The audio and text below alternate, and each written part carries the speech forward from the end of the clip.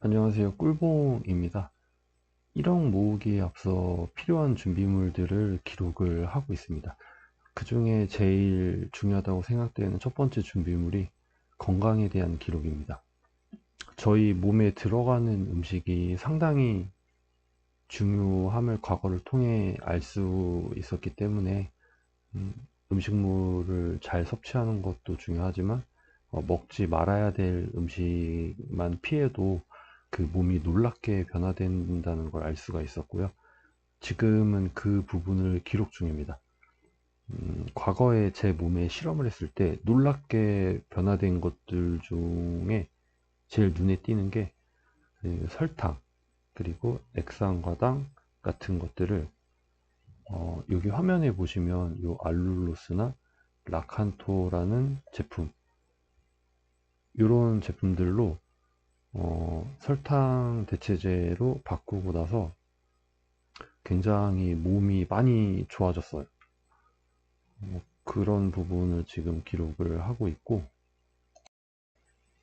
두 번째는 빵, 떡, 밀, 면, 과자 이런 정제 탄수화물들을 끊거나 거의 끊었다고 봐도 될 것 같고요.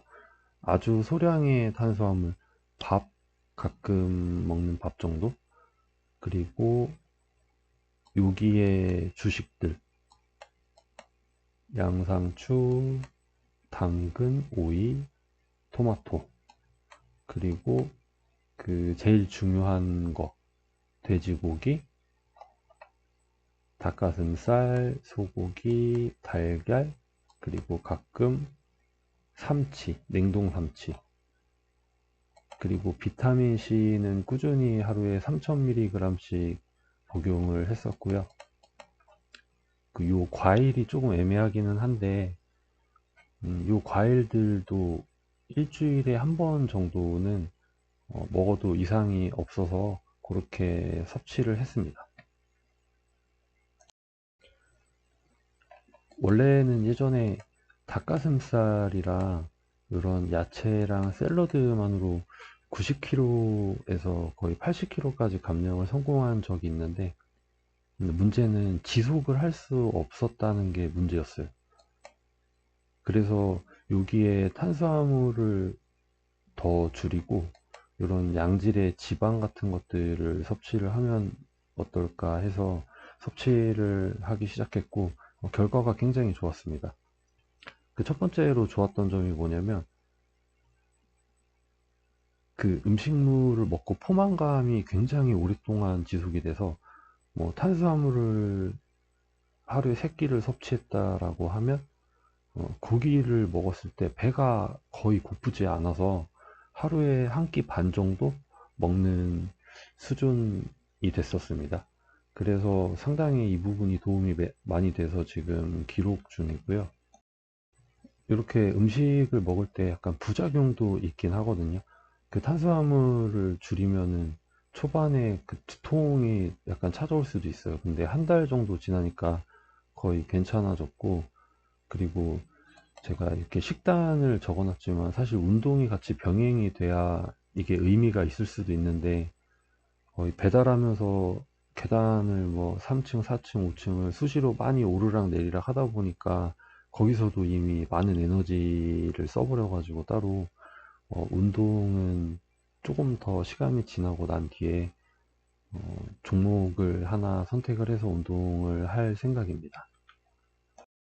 그 다음에 병원 얘기를 조금 해야 될 것 같아서 그 부분을 기록을 하도록 하겠습니다. 저희가 막 아무리 신경을 쓰고 운동을 하고 안 좋은 걸 피하고 그래도 어딘가는 항상 아프게 되는 것 같아요. 근데 이런 경우를 이제 피할 수가 없어서 저는 3단계 정도로 병원을 나눠 놓고 그 필요에 따라서 병원을 이용하고 있습니다. 이 병원들은 뭐 인터넷 검색이나 그런 것들이 아니고 제가 이 지역에 상당히 오래 살았기 때문에 그 자연스럽게 알게 되고 자연스럽게 병원에 좋은 병원이 찾아지게 된 그런 케이스입니다.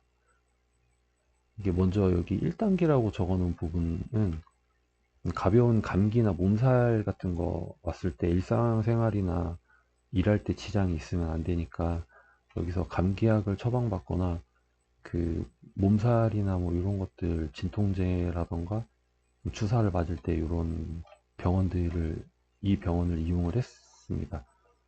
이 병원의 특징이 뭐냐면 그 일단 굉장히 오래됐고 그 다음에 굉장히 사람들이 많이 붐비지 않아서 금방금방 진료를 받을 수 있다는 장점이 있어요.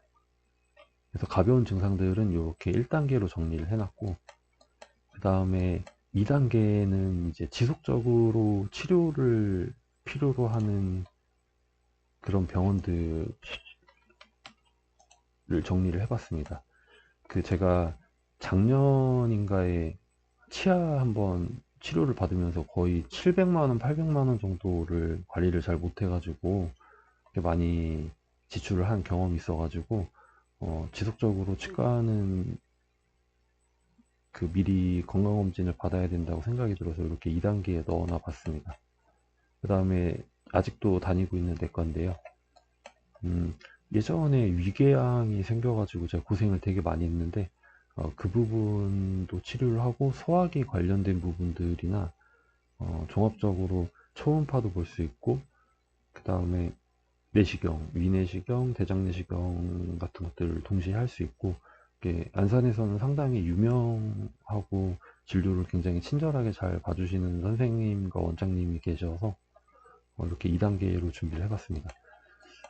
그리고 마지막에 이게 3단계 이 부분이 굉장히 좀 신경을 많이 쓰는 병원인데 여기에 적어진 병원 같은 경우는 거의 준종합병원에 속하는 병원이고요. 그 외과적인 수술 같은 것들이나 어떤 큰 병이나 위급한 상황이 벌어졌을 때 이 병원을 찾고 있어요. 근데 저 여기 손에 보시면 배달하다가 부러져 가지고 골절돼서 여기 철심을 박았었거든요. 그 수술도 여기서 했었고 그 다음에 저희 어머니가 소장 절제 수술을 하셨어요. 근데 소장 절제 수술이 제가 알아본 바로는 굉장히 좀 까다롭고 조금 그 병원에서 기피를 한다. 이게 기피하는 이유가 여러 가지 뭐라고 해야 되지?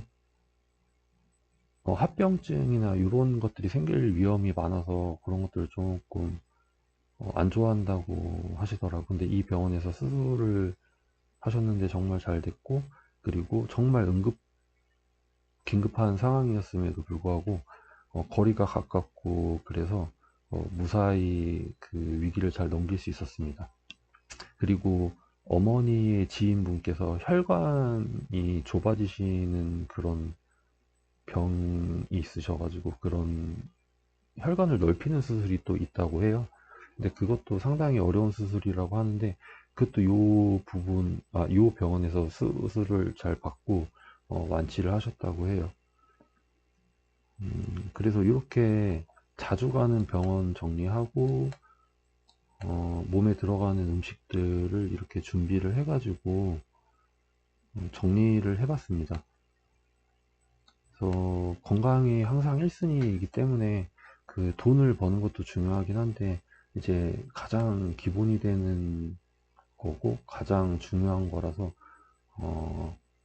이렇게 기록을 일단 남겨봤습니다. 이 영상을 올려야 될지 안 올려야 될지는 모르겠는데 근데 제가 생각했을 땐 정말 중요한 영상 같아서 이거를 되도록이면 좀 신경을 많이 써서 좀 이거를 참고하지 않더라도 이런 시스템을 알고 있으면 좋다 정도만 정보를 공유 드리면서 기록을 하고자 이렇게 영상을 남겼습니다. 또 다음 영상에서 다시 찾아뵙도록 하겠습니다. 감사합니다.